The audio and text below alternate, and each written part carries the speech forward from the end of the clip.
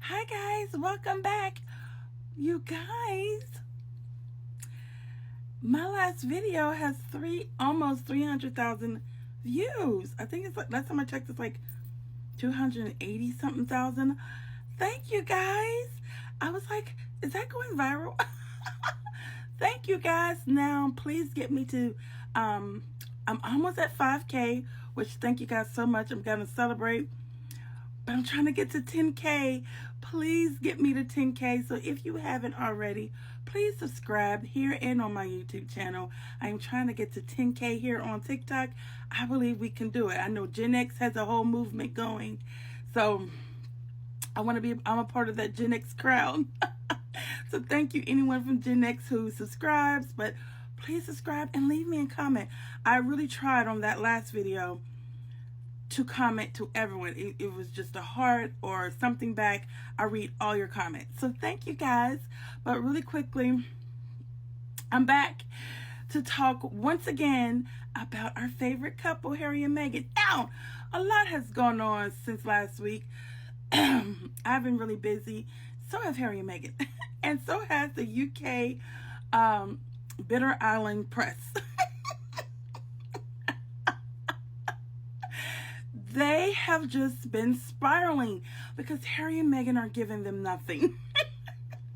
At the end of the day, I've listened to some of the hate that comes across my YouTube, not my FY here on TikTok, because I just do not engage with the hate content.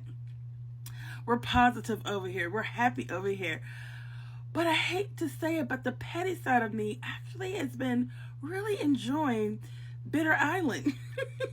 And how they're so upset because the tour was so successful. Now they're just going back to the old, poor Harry's being led around. And he's not. Harry is a leader. And I think what they are realizing is that Harry and Meghan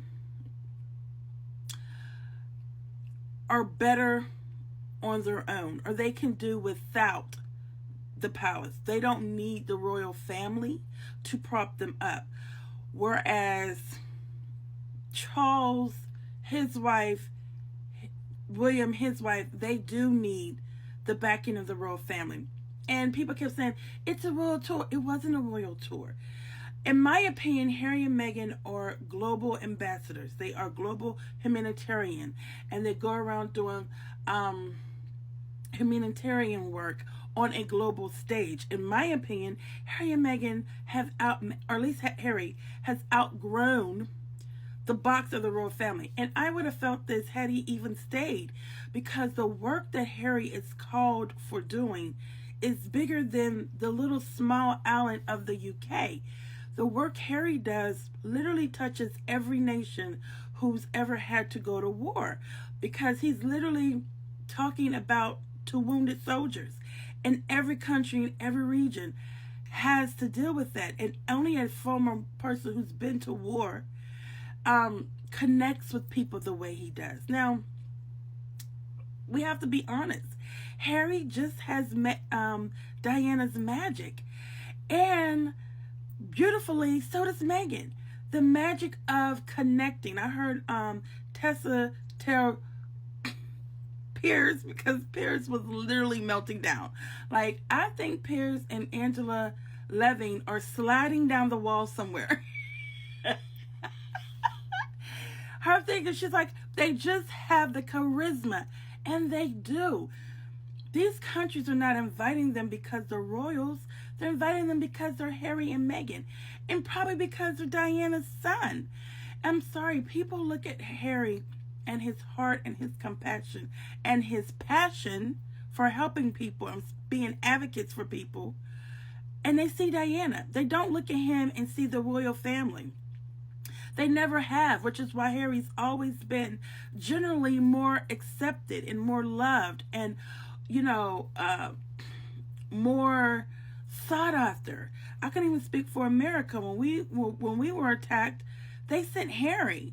And he came and spoke with our soldiers. When a natural disaster hit in New York, I think it was when Hurricane Sandy hit, they sent Prince Harry because he connects with people. He's the most known. He just has the magic. And the problem that the UK press is having and the royal family has is the magic is gone. There's a song that says, after the love is gone. The magic left with Harry. I mean, they had a little prestige and admiration left with the queen. People just, she was the queen. And for most people, she was the queen of their whole lifetime. Like my father, his whole lifetime, she was the queen. So people respected her for that and being a woman in power, you know. But now she's gone and they're left with Charles the Buffoon that is, you know, famously known for wanting to be a tampon. Like, you can't come back from that. You can't. And then that god-awful painting.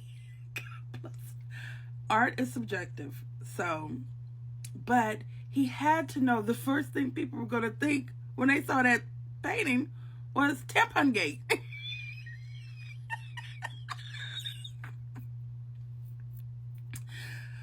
Let me hold it together. They had to know that. Anyway, they keep trying to downplay Harry and Meghan's tour, but this tour was so fantastic. And they're like, they better not do any more. Harry and Meghan come out. They plan on doing more. They plan on doing more trips because this is about Invictus. This is about mental health. And it's not about the UK. And the UK has to get over themselves. Because Harry and Meghan already have. They lost. They played the game too hard and they lost. They pushed Harry to the limit. When you take everything from a person is made to scrap, to come out scrapping and surviving. And that's what Harry did. And can I say this? To the people who are always saying that Harry is damaged, Harry is not damaged.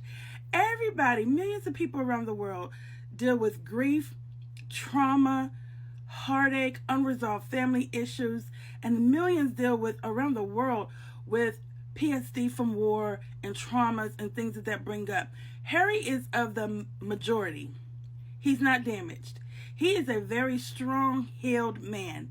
And when you seen Harry walk up those steps the other week, alone, shoulders back, there to support so many families, and they got up and spoke about how Invictus has literally saved their lives. Harry's not the loser here. Harry is not damaged. Harry is a phoenix. He is Invictus.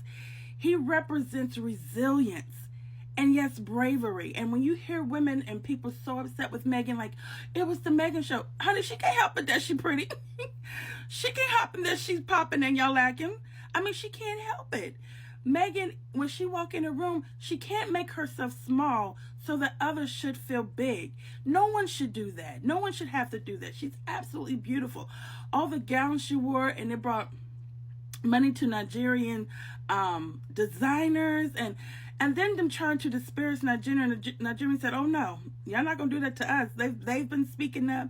They've been coming out about how much they really enjoyed Harry and Meghan. It has just been absolutely fabulous. And this is what Harry and Meghan were always. This is what Meghan has always been working towards her whole entire life. She has a whole career of this. This is what brings her joy. This is what brings Harry joy. They linked up with the right people. They have us, the squaddies, who are always going to support what they do. They met with women about the young girls and the young bride marriages, and with about mental health. They left, and an Invictus Center is being built, and they built another basketball court. Like, Harry and Meghan don't just show up and take pictures. They impact, and they make a plan to come back and do more. They make a plan to give and do. They always leave a place. They always leave something when they go. They always leave a place feeling like they've been seen and that they've been heard. And that's why people enjoy Harry and Meghan.